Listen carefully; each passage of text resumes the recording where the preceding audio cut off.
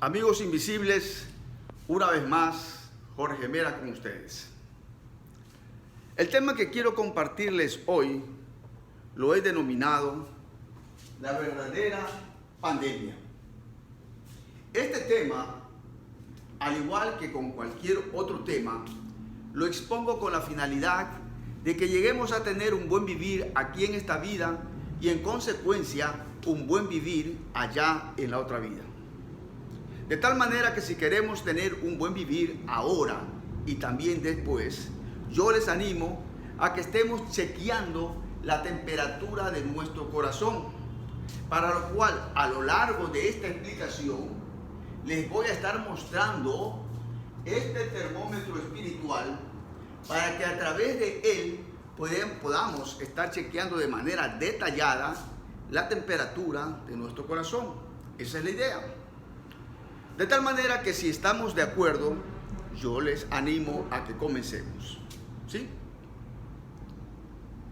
A ver, primeramente permítanme recordarles que existe un virus que infectó a toda la raza humana. Y como ese virus infectó a toda la raza humana, esa infección se convirtió en la verdadera pandemia para esta humanidad. ¿Para qué les digo esto? Les digo esto para que con la explicación que les estaré haciendo en adelante, vayamos comprendiendo que la verdadera pandemia para esta humanidad no es de carácter viral. La verdadera pandemia es de carácter espiritual. ¿Por qué? Porque el virus del cual voy a estar haciendo referencia es nada más y nada menos que el virus del pecado. De esto les voy a estar hablando. Por lo tanto, permítanme, escribiré aquí la palabra pecado.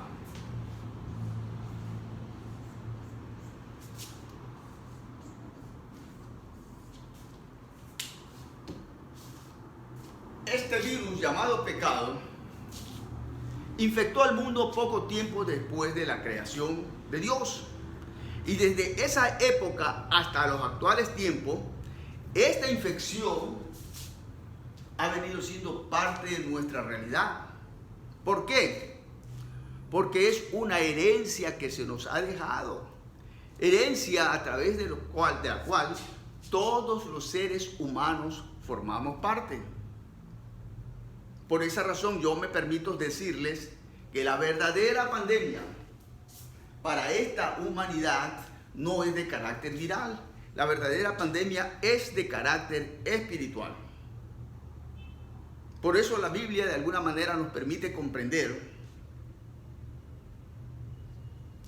que la verdadera pandemia, o mejor dicho, nos permite comprender que este virus llamado pecado es el vector espiritual de la verdadera pandemia en esta humanidad. Por eso la Biblia dice que todos los seres humanos somos pecadores y que por lo tanto estamos destituidos de la gloria de Dios. Si nos vamos al libro de Romanos capítulo 3, verso 23, ahí vamos a encontrar que literalmente nos dice: por cuanto todos pecaron, están destituidos de la gloria de Dios. ¿Y por qué ese todos pecaron? Es porque justamente se trata de una pandemia. Todos pecaron.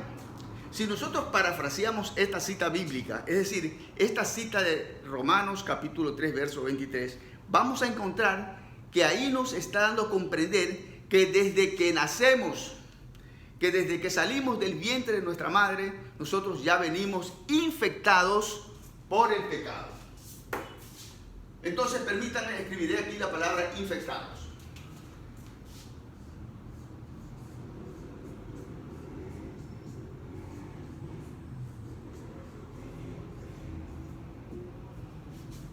Ya venimos infectados por el pecado. Ya salimos así. No es que inmediatamente después de que nacemos nos infectamos, no. Nosotros ya salimos infectados. Y eso suena a algo realmente trágico, a algo realmente penoso, lamentable. Pero permítanme decirles que el consuelo que tenemos y que de alguna manera nos va a servir como un paliativo espiritual, es que nosotros nacemos infectados, pero no afectados. Entonces escribiré aquí la palabra afectados.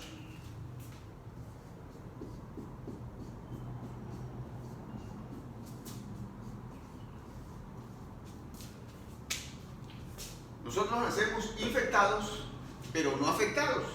Es decir, no contaminados, no contagiados. En otras palabras, nacemos asintomáticos. Es decir, no presentamos síntomas del problema infeccioso que viene en nosotros. No presentamos síntomas. Esa es la verdad. Porque la Biblia dice, o nos permite comprender, que no es lo que está en el interior del ser humano lo que contamina al ser humano. Es decir, no es esa infección pecaminosa que está en nosotros lo que nos contamina, sino que lo que sale de nosotros, eso es lo que nos contamina, eso es lo que nos contagia. En otras palabras, lo que sale de nosotros es lo que nos convierte en pecadores. Porque asimismo la Biblia dice que de nosotros, de nuestro interior, salen las mentiras, los engaños, los pleitos, las guerras, las fornicaciones, los adulterios y cuantas cosas más. Entonces, eso que sale de nosotros es justamente lo que nos convierte en pecadores. Nuestras acciones, no lo que está en nosotros. Entonces, podríamos decir o hacernos eco de una de las terminologías jurídicas de los abogados de nuestros tiempos y decir que un niño al nacer en estas condiciones es inocente mientras no demuestre lo contrario. Es inocente. Vea, se lo ilustro de esta manera.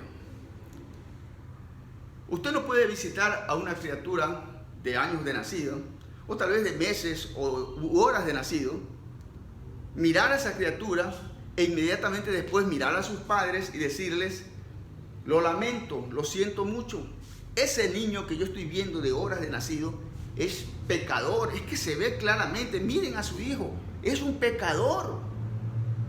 ¿Verdad que si decimos eso, sus padres lo van a tomar como una broma de mal gusto y posiblemente le van a sacar despedido de la habitación de donde usted se encuentra? No le van a aceptar tal cosa. Se lo ilustro de otra manera. Usted no puede ir a visitar a una criatura, un ser de horas de nacido, mirarlo e inmediatamente después mirar a sus padres y decirles: los felicito. Ese niño que estoy mirando ahí de 2 horas de nacido es un arquitecto. Sí, pueden ver, señores padres, miren lo que es un arquitecto. Posiblemente sus padres lo van a tomar como una broma de buen gusto, pero no va a pasar de ahí. Porque ellos no están viendo un arquitecto, ellos están viendo a una criatura de horas de nacido. Y puede que usted esté acertando en el sentido de que lo más profundo de ese ser esté impreso que le va a gustar la arquitectura, porque viene de familias arquitectas, pero por ahora no podemos decir que es un arquitecto hasta que no lo veamos moviéndose como un arquitecto. Usted no puede visitar a una criatura de horas de nacido, mirarlo e inmediatamente después mirar a sus padres y decirles: los felicito.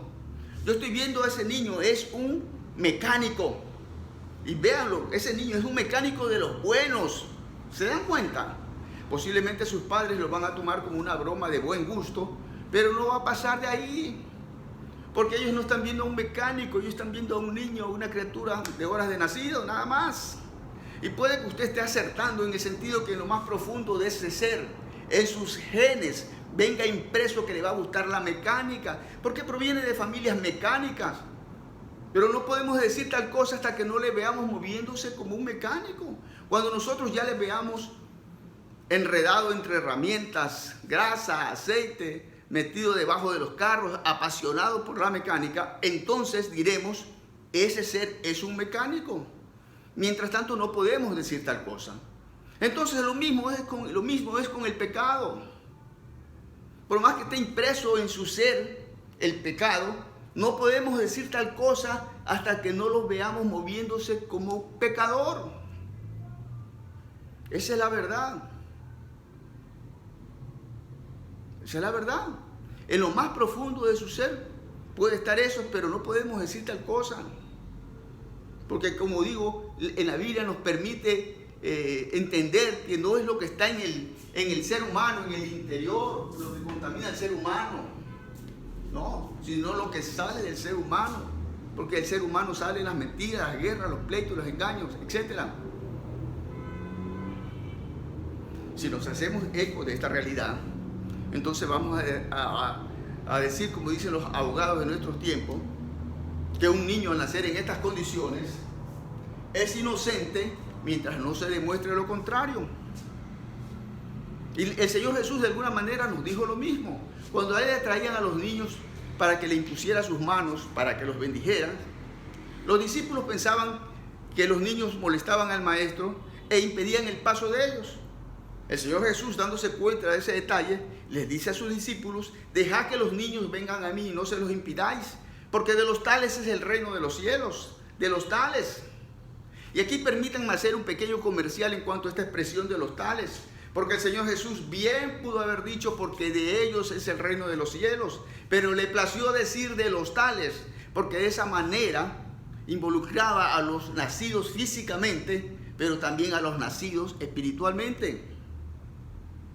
Cuando el Señor Jesús tomaba a un niño en sus brazos y lo miraba, no miraba a un culpable, él miraba a un inocente.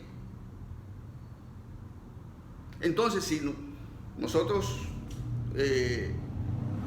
nos mantenemos en esta realidad, vamos a decir que de los niños y de los que son como niños es el reino de los cielos. Y si personalizamos estas expresiones, podríamos decir que de los niños y de los que somos como niños nos hacemos acreedores del reino de los cielos. Esa es la verdad. Pero aquí nace una pregunta, como solemos decir en nuestro planeta Tierra, la pregunta del millón. ¿Y cuál es esa pregunta? Bueno, ¿hasta cuándo son inocentes los niños? ¿Cuándo es que van a presentar síntomas de ese problema infeccioso que mora en ellos? ¿Cuándo?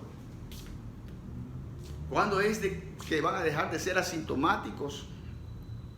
Permítanme decirles que yo estoy convencido que después de nacer, al transcurrir el tiempo, al transcurrir los años, cuando estamos dejando de ser niños, se irá desarrollando progresivamente el pecado que mora en nosotros. Cuando estamos dejando de ser niños, se irá desarrollando ese problema infeccioso que mora en nosotros. En otras palabras, cuando estamos dejando de ser niños, cualquier pensamiento, cualquier idea, cualquier actitud que nos conduzca a una acción moral, esa acción moral es justamente la que nos descalifica como inocente y más bien nos califica como culpable. Esa acción moral es la que nos convierte en pecadores responsables delante de Dios. Hagamos lo que hagamos, así hagamos cosas buenas, por el hecho de hacer esas cosas buenas separados de Dios, nos convertimos en responsables, en transgresores y responsables delante de Dios. ¿Por qué? Porque, insisto, porque lo hacemos separados de Dios, así sean cosas buenas. Nosotros aquí en nuestra tierra solemos hacer diferencia entre lo que es bueno y es malo.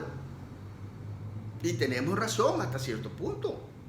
Porque si alguien miente, engaña, roba, viola, ¿quién va a decir que eso es bueno? No, todo el mundo va a decir que eso es malo, que eso es pecaminoso. Pero si alguien tiene un gesto de generosidad, si alguien tiene un gesto de bondad, de misericordia, dígame usted, ¿quién va a decir que eso es malo? Todo el mundo va a estar de acuerdo en que eso es bueno, que eso es plausible, que eso es digno de alabanza. Pero resulta que Dios dice: no me gusta, me huele mal. Eso bueno le huele mal, sí. ¿Por qué? Porque eso bueno que hacemos, lo hacemos separado de Dios. Porque nosotros nacemos separados de Dios, muertos ante Dios. Vayamos al libro de Génesis, recordemos que Dios le dijo a nuestros primeros padres que si ellos desobedecían, de cierto morirían. Y eso fue lo que ocurrió. Desobedecieron y de cierto murieron. Y esa es la herencia que tenemos. Ellos murieron espiritualmente y eso hemos heredado. Entonces los seres humanos de este planeta Tierra nacemos muertos ante Dios. Muertos ante el Dios de la D mayúscula. Y le voy a escribir a Dios con la D mayúscula. Nacemos muertos ante el Dios verdadero, ante el Dios de la D mayúscula. Pero nacemos vivos ante el Dios de la D minúscula. Escribiré entonces Dios con la D minúscula. Nacemos vivos ante el Dios de la D minúscula. Es decir, nosotros nacemos bajo esa cobertura, bajo ese liderazgo. Y el Dios de la D minúscula del cual estoy hablando, según la Biblia, es Satanás. Es decir, nosotros nacemos muertos ante el Dios verdadero, pero vivos ante Satanás. Es decir, el líder de nuestra vida, si vivimos en forma natural, tal como nacemos, el líder de nuestra vida será Satanás. Y todo lo que hagamos, llámese malo o llámese bueno, delante de Dios no le huele bien, le huele mal. Le huele mal todo lo que hagamos. Por eso las Escrituras dicen que la Biblia lo encerró todo bajo pecado. Todo bajo pecado. Y estando bajo este liderazgo, bajo el liderazgo de Satanás, nosotros jamás podremos tener fe ante Dios, ante el Dios de la D mayúscula, ante el Dios verdadero. ¿Por qué? Porque estamos muertos ante Él. Aunque nosotros digamos las veces que sean de que nosotros tenemos fe ante el Dios verdadero, ante el Dios creador de este mundo, es imposible. A la luz de la realidad, de la verdad, es imposible, porque nosotros, si estamos viviendo en forma natural, como personas naturales, estamos muertos ante Él y no podemos entonces tener fe en ese Dios. Entonces, eso es como un rebote. En realidad tenemos fe, es ante este Dios, aunque digamos que es ante el de acá. Por eso la Biblia dice que todo lo que no proviene de fe es pecado. Estamos hablando de todo lo que no provenga de fe ante el Dios verdadero. Es pecado, dice la Biblia. Y por eso bueno que usted y yo hagamos, estando aún bajo esta tutoría del Dios de la D minúscula, entonces es pecado. Y si es pecado, a Dios le huele mal. Así sean cosas buenas que usted y yo hagamos, si aún vivimos bajo esta cobertura, bajo este liderazgo. Así como el apóstol Pablo. El apóstol Pablo, antes de llamarse Pablo, se llamaba Saulo.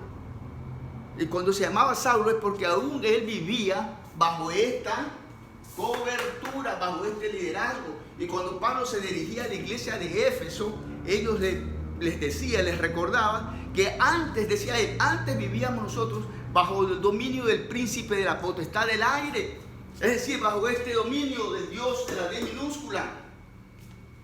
Pero Pablo le estaba dando a entender a la iglesia de Éfeso de que por la misericordia de Dios, ahora ellos estaban bajo el otro líder, el verdadero, el Dios de la D mayúscula. O sea que para el apóstol Pablo había un antes y un después. Este es el antes del apóstol Pablo y este sería el después.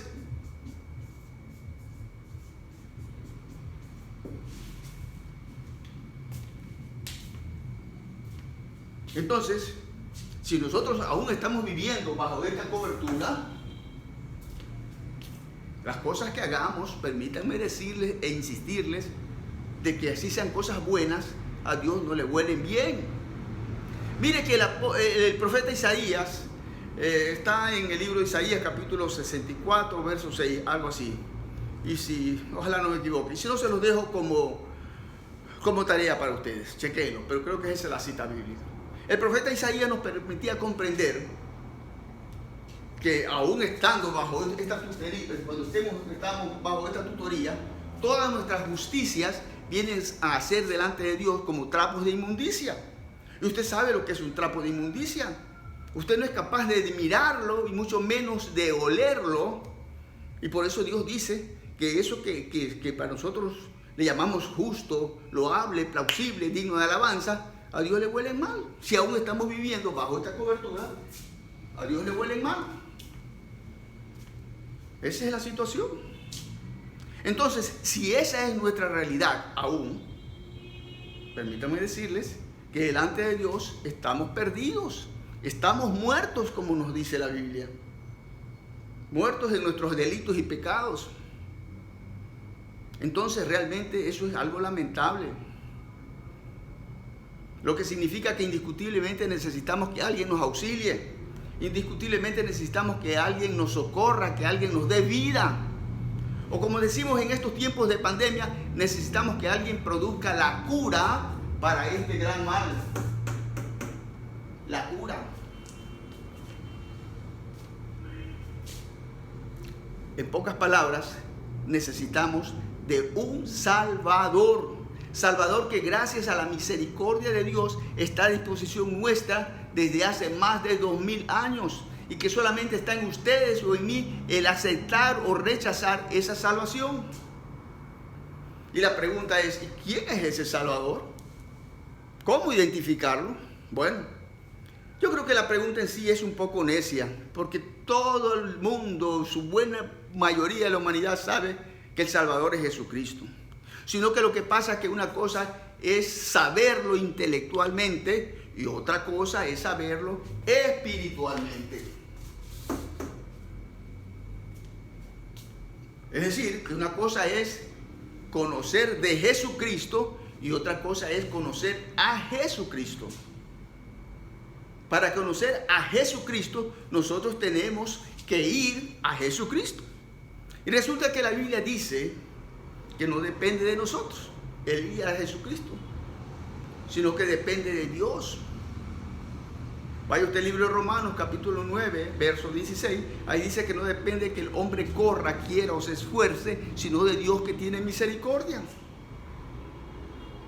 Porque usted no va a decir, a ver, el día, qué sé yo, lunes, martes, después de 2 días, a las 3 de la tarde, me voy a arrepentir, me voy a acercar a Jesús. No depende de usted, sino de Dios que tiene misericordia. De Él es que depende. Y el mismo Señor Jesús dijo, nadie puede venir a mí. Él lo dijo, nadie puede venir a mí. Creo que también es, se me olvida la cita ahorita, creo que es Juan 5:66, algo así. También se los dejo de tarea. Pero Él dijo, nadie podrá venir a mí si mi Padre no lo trae. Entonces usted no va a decir, bueno, si de eso se trata, entonces yo estoy libre de culpa. Aquí el único culpable es Dios porque Él no me lleva a Jesús. No es así la cosa. Porque Dios ya hizo su parte allá en la cruz del Calvario y la sigue haciendo. Él murió en la cruz del Calvario, resucitó. El Señor Jesucristo resucitó. Y Él dijo que iba a ascender a los cielos y que después de eso enviaría a su Santo Espíritu a la tierra para que aquí en la tierra convenciera al mundo de pecado, de justicia y de juicio.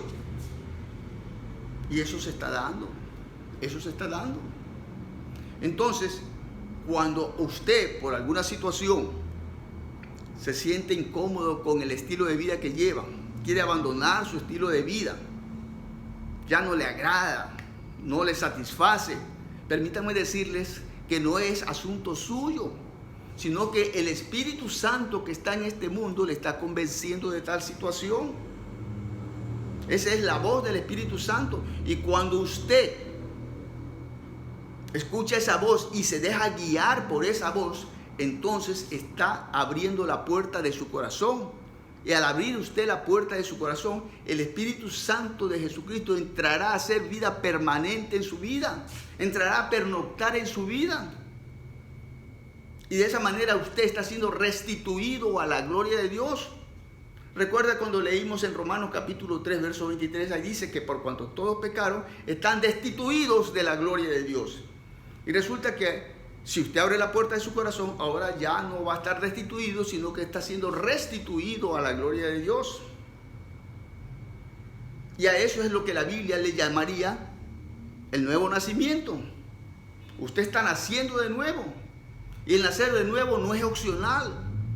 No es que usted dice, no, yo no necesito nacer de nuevo. Yo ya voy a la iglesia todos los días, todas las tardes, todas las noches o todas las semanas. Y eso es suficiente. No, la Biblia dice que es necesario, es indispensable el nacer de nuevo. Si usted ha nacido de nuevo, significa que ya está, como decimos también en estos tiempos de pandemia, ya está en la nueva normalidad, acá, bajo la tutoría del Dios de la D mayúscula. Pero si está bajo la tutoría del Dios de la D mayúscula, porque ya nació de nuevo, y usted escucha una vez a la voz de Dios y le obedece, pero también sigue aún escuchando la voz del antiguo Dios, el de la D minúscula, y le obedece, y le obedece, y le obedece, y de repente obedece a Dios. Eso es como estar en altos y en bajos, como estar subiendo y bajando, como si fuésemos ascensoristas espirituales. Cuando yo chequeaba esto para compartir con ustedes, se me vino a la mente un cántico cristiano que nos enseñan en las iglesias cuando somos niños. Y la letra de este cántico dice: Cristo quiere que subamos más, porque subiendo y bajando nunca llegaremos.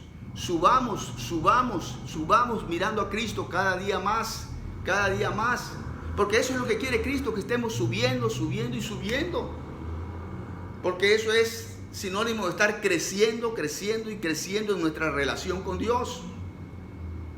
Pero para crecer en nuestra relación con Dios, necesariamente tenemos que estar dando frutos y más frutos. Y el Señor Jesús dice, creo que es Juan 15:2 también, de tarea queda. El Señor Jesús dice que al escaparnos de aquí prácticamente, y estar acá, ya estamos limpios, Él nos ha limpiado. Y al estar acá limpio, Él nos va a seguir limpiando para que demos más frutos. Eso es lo que nosotros le llamaríamos la poda, como los vegetales, las plantas. Cuando se le limpia las plantas, se le saca las ramas enfermas, muertas, los chupones que solamente están absorbiendo la savia de la planta. Esa planta va a dar más frutos. Entonces eso es lo que dice el Señor Jesús. Si están limpios, los seguiré limpiando. El anhelo de Él es seguirnos limpiando para que estemos dando más y más frutos. Porque al dar más y más frutos estamos creciendo en nuestra relación con Dios. Entonces, si eso es su situación, que aún ya se escapó, del liderazgo de Satanás, de las garras o del lazo de Satanás, y ahora está bajo el liderazgo de Dios, entonces eso es como estar en una nueva normalidad. Pero sin esta nueva normalidad, nosotros no estamos convencidos de esa realidad, de que estamos creciendo, porque podemos equivocarnos, porque la Biblia dice que nuestro corazón es engañoso. ¿Quién lo entenderá? Entonces, justamente para eso es que les quiero presentar este termómetro espiritual.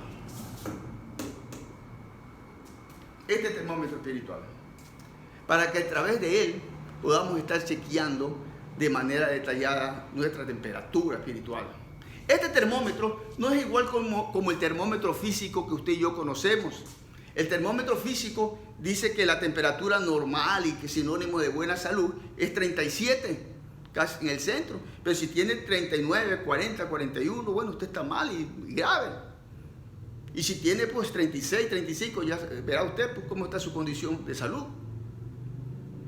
Pero el termómetro espiritual, dice Dios, mejor es que te seas frío o caliente. Entendiéndose que si está caliente es porque está buena su relación con Dios, crece y hay una buena temperatura, una buena salud. Y si está frío, es como que nunca se hubiera escapado de este lazo de Satanás, de este antes, y está frío. Usted sabe que el que está muerto, un muerto es frío, y bien frío y helado.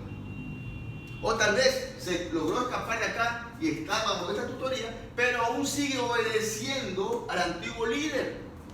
Y eso también es sinónimo de muerte. Está frío.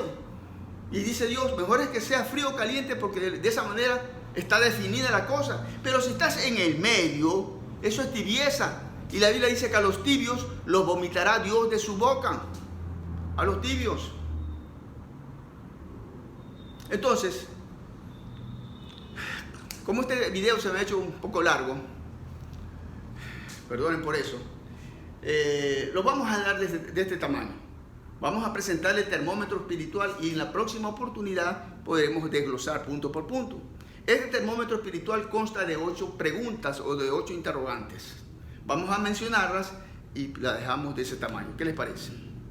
Primera pregunta. ¿Sentimos un gran deseo de ser obedientes a Dios? ¿Sí o no? Y escúcheme que dije un gran deseo. No dije un deseo y menos un simple deseo. Segunda pregunta. ¿Estamos conscientes de nuestra pecaminosidad? ¿Sí o no? Tercera pregunta. ¿Nuestra reacción al pecado es inmediata y va seguida de un arrepentimiento sincero? ¿Sí o no? Cuarta pregunta. A medida que estamos moviéndonos en este caminar con el Señor, ¿el pecado se vuelve menos atractivo para nosotros o no? ¿Sí o no? ¿O sigue siendo atractivo o tal vez más atractivo? ¿Cómo es la cosa? Quinta pregunta. ¿Deseamos contar lo que Cristo está haciendo en nuestra vida? ¿Sí o no? Es decir, si Cristo está haciendo algo, se entiende que vamos a desear contar, compartir ese algo con nuestros semejantes. Y no me va a decir usted, sí, ya, claro, el Señor Jesús está haciendo mucho. Mire que ya tengo 3 casas, 2 carros, me suben el sueldo a menudo, muy seguido. No se trata de eso. Sexta pregunta. ¿Deseamos pasar más tiempo con Cristo que con otras personas? ¿Sí o no? Séptima pregunta. En nuestro caminar con el Señor, ¿sentimos la presencia del Señor más cerca de nosotros a medida que avanzamos? La presencia del Señor la vemos tan cerca que casi como que le podemos tocar. ¿Sí o no? Y por último, la octava. ¿Guardamos con celo el tiempo del Señor? ¿Sí o no? Ese tiempo de lectura bíblica, de devocional, de oración, de intimidad con el Señor, ¿lo guardamos con celo? ¿Es negociable o no es negociable? De ese porte dejaremos el termómetro espiritual, con esas 8 preguntas. En la próxima oportunidad, ojalá podamos desglosar una por una. Les espero en la próxima oportunidad. Entonces, para despedirme, le diré como dicen los youtuberos, si usted cree que este video ha sido de bendición para su vida, pues déle un like. Y no solamente déle un like, compártalo con otra persona o con otras personas. Y si usted quiere hacer un comentario al respecto, hágalo. Así crea que es negativo, será bienvenido, hágalo con todo respeto nada más. Sin más por el momento me despido pues y diciéndoles como siempre les digo, que el Señor les continúe bendiciendo. Hasta pronto.